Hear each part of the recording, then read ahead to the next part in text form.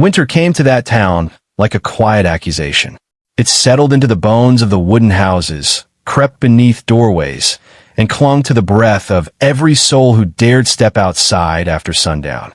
The sky hung low and colorless, like it had forgotten how to forgive. Snow drifted down in soft, relentless whispers, covering tracks as if the world preferred to pretend no one had passed through it all. Eliza May Carter stood at the edge of that forgetting. Her shawl, thin, worn, and far too tired for a night like this, clung to her shoulders as though it, too, feared being cast aside. Her hands trembled, though she wasn't sure anymore if it was from the cold or from something deeper, something that had been freezing inside her long before the first snow ever fell. She had already knocked on 3 doors.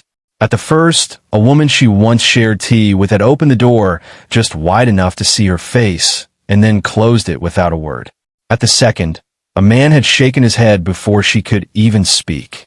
At the third, no one answered, but she had seen the curtain move. And now, there were no more lights in town that welcomed her. Only shadows. Only silence. Only the soft, biting murmur of voices that never quite reached her ears, but somehow always reached her heart. That's her. The widow. Poor Thomas. Or maybe not so poor. People didn't say it plainly. They didn't need to. Judgment had a way of traveling without words. It lived in the way eyes turned away too quickly or lingered too long. Eliza lowered her gaze, her breath catching as the wind cut sharper against her face. She wondered, not for the first time, if grief had a scent to it. Something sour. Something people could detect from a distance and avoid like rot. Her husband, Thomas Carter, had been dead for 3 months. 3 months, and still, she had not been allowed to mourn him properly, because grief in that town was reserved for the innocent, and no one had decided if she was. Some said Thomas had taken to drink in his final days. Others whispered that he had been driven to it.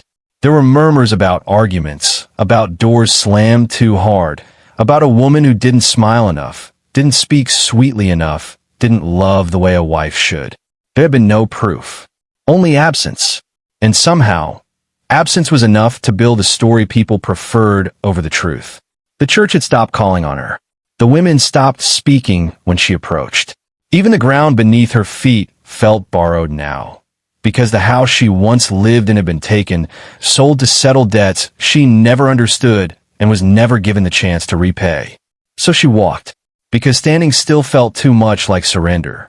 Her boots, worn thin at the soles, barely shielded her from the frozen earth. Each step felt heavier than the last, as though the snow itself was trying to pull her down, urging her to rest, to stop, to disappear quietly beneath it. But something in her, some stubborn, flickering part, refused. Not hope. No, hope was too bright a word for what remained. This was something quieter, something like endurance. She reached the far edge of town before she realized it. The lights had thinned behind her, replaced by long stretches of darkness broken only by the skeletal outlines of trees and the distant creak of branches burdened by snow. The wind seemed louder here, less restrained by walls and people. And there, just beyond a leaning pine that looked as though it had weathered more winters than it cared to remember, stood a cabin. Small, weather-worn, alone. It looked less like a home and more like something the world had forgotten to take back. Eliza stopped. She knew this place. Or rather, she knew of it. Everyone did. It belonged to Caleb Boone, the quiet one. The man who came into town only when necessary. Who spoke little and lingered less. The one people described in careful tones. Not quite fear, not quite respect, but something in between. A man without a past anyone could confirm, and without a future anyone bothered to imagine. They said he preferred it that way. They said he didn't need people. And people, in return, decided they didn't need him. Eliza's breath hitched as she stared at the cabin. This was not the kind of door you knocked on unless you had no other choice. And perhaps that was the truth she could no longer avoid. She had no other choice. The cold pressed closer, as if to remind her what hesitation would cost. Slowly, she stepped forward. Each footfall felt louder here, more deliberate. The crunch of snow beneath her boots echoed in the stillness, betraying her approach in a way that made her want to turn back, to vanish before she could be seen. But she kept going, because turning back meant returning to nothing. And even nothing had started to feel too generous for her. When she reached the door, she hesitated. Her hand hovered just inches from the wood, rough, scarred, familiar with weather and time. She could feel her heart beating against her ribs, uneven and uncertain, like it wasn't convinced it should continue. What if he turned her away too? What if this door closed like all the others? What if the last place left in the world simply refused her? Her fingers curled slightly, retreating for a moment before she forced them forward again. The knock, when it came, was soft. So soft it barely seemed real, as though even hope, in her condition, should not be too loud. For a moment, nothing. Only the wind. Only the quiet. Then movement. The sound of boots against wood. Slow. Measured. The door opened. Caleb Boone filled the frame like something carved from the same rough material as the world around him. Tall. Broad. Still. His eyes met hers. Not sharply, not suspiciously, just steadily. As if he were taking her in without trying to solve her. Eliza swallowed, her voice catching somewhere between her chest and her throat. I was told, she began, though she hadn't been. I need. The words tangled, broke, fell apart under the weight of everything she had carried to that doorstep. She braced herself for the sigh, for the refusal, for the door to close. But it didn't. Caleb shifted slightly, stepping back just enough to open the space beside him. I've got room by the fire, he said, his voice low, even untouched by the sharp edges she had grown used to. And I don't care who talks. That was all. No questions. No hositastion. No judgment. Just an opening. Eliza stood there for a heartbeat longer, as though her body had forgotten how to accept something without paying for it first. Then, slowly, carefully, she stepped inside. The warmth hit her like something unreal. Not overwhelming. No, it was quieter than that. A steady, living warmth that wrapped around her skin and sank deeper, reaching places she hadn't realized had gone numb.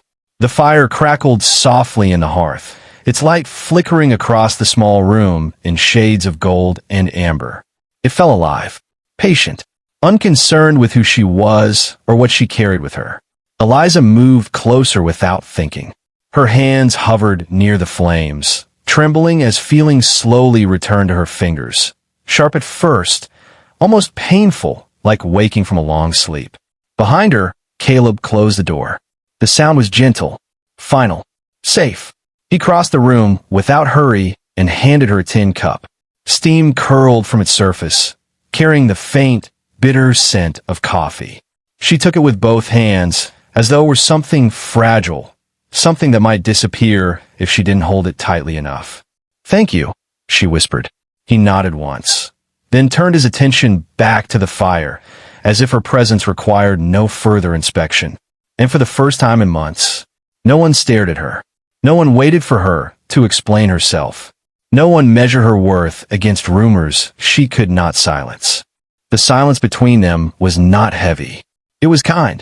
She sat down slowly, the chair creaking beneath her weight, and stared into the fire as the warmth spread through her. Tears threatened, rising quietly without drama. She blinked them back, not out of pride, but because for once she didn't feel like she had to prove her pain to anyone. Outside, the wind howled louder, rattling against the cabin walls like something desperate to be let in.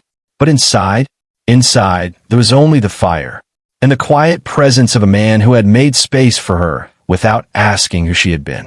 And in that small, flickering light, something within her, something fragile, something nearly forgotten, began, very slowly, to thaw. Morning did not arrive all at once. It crept in slowly, like something uncertain of its welcome, pale light slipping through the frost-laced window, brushing against the rough wooden floor, settling gently along the edges of the room where the fire had burned through the night. Eliza woke before the light fully claimed the sky. For a moment, she did not move. She lay there beneath a coarse wool blanket, listening, not for danger, not for whispers beyond the walls, but for something she had not felt in a long time. stillness without fear. The fire had softened into glowing embers, breathing a quiet warmth into the room. Somewhere nearby, she could hear the faint rhythm of movement, boots against wood, the low creak of a chair. Caleb was already awake. Of course he was. Men like him did not sleep long. Or perhaps they simply did not linger and rest the way others did. Eliza sat up slowly, careful not to disturb the fragile peace that had settled around her. For a brief, fleeting second, she wondered if the night had been imagined, if she might step outside and find the world waiting exactly as it had been before. Cold, closed, unforgiving. But when she stood and saw the second cup already resting near the hearth, steam rising quietly from its surface, she understood. This place was real, and so was the kindness within it. She moved toward the fire, her steps softer now, not hesitant, but mindful, like someone learning the shape of a new life one careful moment at a time. "Morning," Caleb said, not turning, his voice low and steady as always. "Morning," she answered, surprised at how easily the word left her. No questions followed. No expectations. Only the quiet exchange of presence. Days, it seemed, began like that in his world. Not with demands, but with small acknowledgments, the kind that asked nothing and gave something all the same. And so the days began to pass. Not quickly, not dramatically, but gently like snow melting under the first promise of spring. Eliza stayed. At first, she told herself it was only until the cold eased, until she could find somewhere else. Sumawara Prupe, somewhere that did not carry the weight of Caleb Boone's name. But each morning, she woke to the same quiet steadiness. Each evening, she returned to the same fire. And somewhere in between, without announcement or permission, she began to belong. It showed itself in small ways. She swept the floor one afternoon, not because she had been asked, but because her hands needed purpose. The next morning, she found the loose board near the doorway had been fixed. She mended a tear in one of Caleb's shirts, stitching carefully by the firelight. That night, there was extra wood stacked neatly beside her chair before she even thought to reach for it. They did not speak of these things. They simply noticed. And in that quiet noticing, something grew. Not love, not yet. Something slower.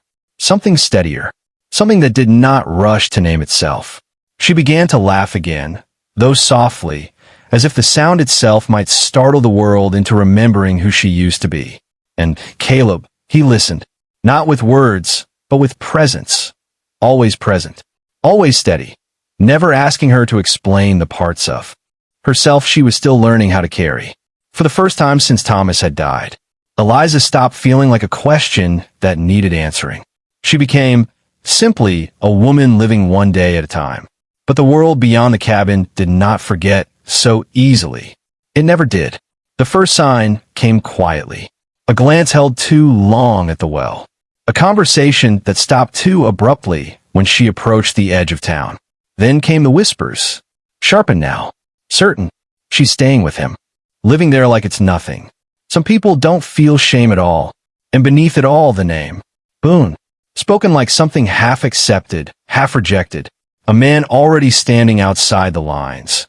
Now made worse by the company he kept. It reached its peak the day Marshal Wade Harlow rode out to the cabin.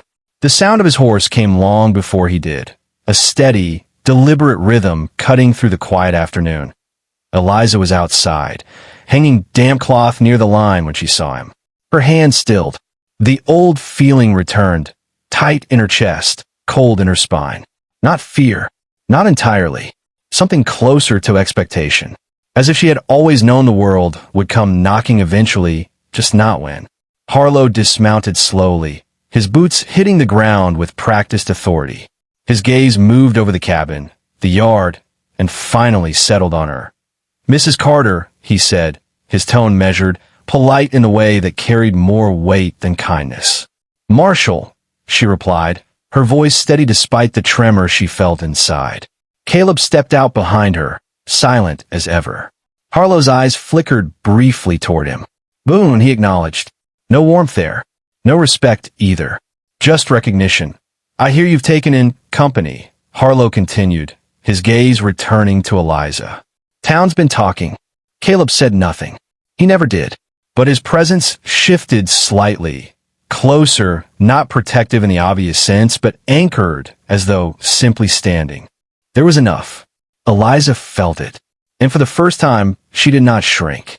I needed a place to stay, she said. And you found one, Harlow replied. Convenient. The word lingered. Sharp. Implied. You planning on staying? He asked. There it was. The question behind all the others. Not concern. Control. Eliza opened her mouth but paused. Because something had changed. Not in the world, but in her. She glanced at Caleb just briefly. He didn't nod. Didn't speak. But he didn't look away either. And that was enough. Yes, she said. Simple. Clear. Certain. Harlow studied her for a long moment, then exhaled through his nose. Well, he muttered, adjusting his coat. Town's got a long memory. With that, he turned, mounted his horse, and rode away, taking the weight of his judgment with him, but leaving its shadow behind. The days that followed grew heavier. Supplies became harder to come by. The storekeeper avoided her eyes. The church bell rang, but she no longer wondered what it would be like to stand inside. Because she already knew. And yet she stayed. Because for every door that closed, there was still one fire that remained lit. Then the storm came. Not the quiet kind. Not the kind that whispered. This one roared. The sky darkened before its time, clouds swallowing what little light remained. Wind tore through the trees, bending branches until they groaned in protest. Snow followed, thick, blinding, relentless. By nightfall, the world beyond the cabin had disappeared entirely.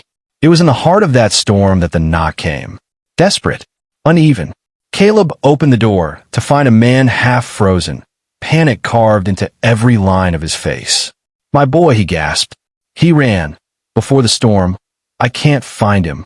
The words broke apart in the wind. But they didn't need finishing. Eliza felt it immediately, that pull. The same cold that had once threatened to take her. Without a word, Caleb grabbed his coat. I'm coming, he said. Eliza stepped forward. I am too. He hesitated. Just for a second. The storm howled louder, as if to answer for him. Then he nodded. They stepped into the night together. The cold hit harder this time, not just against the skin, but against the will. Snow swallowed their tracks almost as soon as they made them. The wind stole breath, turned voices into fragments. But they kept moving, because somewhere out there, a child was alone. Time stretched, or perhaps it broke entirely. Eliza's fingers went numb, her legs heavy, but she pressed on, guided by something deeper than strength. Then, a sound. Faint. Fragile. Caleb heard it first. He moved ahead, faster now, toward the frozen edge of the creek where the ice had begun to crack under the storm's weight. The boy was there, curled, trembling, barely conscious, and the ice beneath him unstable. Caleb stepped forward carefully, testing each inch. Eliza, he said low, controlled. Stay back. But she didn't. She moved closer, just enough to anchor herself where the ground held firm. Slow, she whispered. You've got him. Her voice didn't fight the storm. It slipped through it. Steady. Certain. Caleb reached the boy, lifting him gently, shifting his weight with practiced care. The ice groaned. Cracked. For a moment. Just one. The world held its breath. Then Caleb moved. Fast. Decisive. Back to solid ground. Back to her. Eliza wrapped the boy in her coat, holding him close, whispering soft, wordless reassurances as they turned back toward the invisible promise of shelter. By the time they reached town, dawn had begun to break. Pale, quiet, almost reverent. People gathered slowly, drawn by the sight. The boy's mother rushed forward, collapsing to her knees as she took him into her arms, her cries breaking through the morning stillness. No one spoke at first. Not the ones who had whispered. Not the ones who had turned away. They simply watched. Eliza stood there, her hands empty now, her breath still unsteady, waiting for judgment, for something. But it didn't come. Not this time. Because something had shifted. Not loudly. Not completely. But enough. Enough that when she lifted her head, no one looked away. Caleb stepped beside her. Not in front. Not behind. Beside. And for the first time, She did not feel like she was standing outside anything. They returned to the cabin later that morning. The fire had nearly died, but not completely. Eliza knelt, placing fresh wood onto the embers, watching as the flames slowly began to rise again. Soft at first, then steady. Caleb set another chair beside hers. He didn't say why. He didn't need to. She sat down, not as a guest, not as someone passing through, but as someone who had chosen to stay. Outside, the storm began to fade, and somewhere beneath the melting snow, the earth remembered how to breathe again. Sometimes, the world will leave you out in the cold long before winter ever arrives. It will give you names that are not yours, stories that do not belong to you, and doors that never open no matter how gently you knock. But all it takes is one place that does not ask who you were, one fire that does not care who is watching, one quiet voice that says, stay anyway. And in that warmth, earned not through perfection, but through presence, you begin, slowly, to remember. You were never meant to disappear.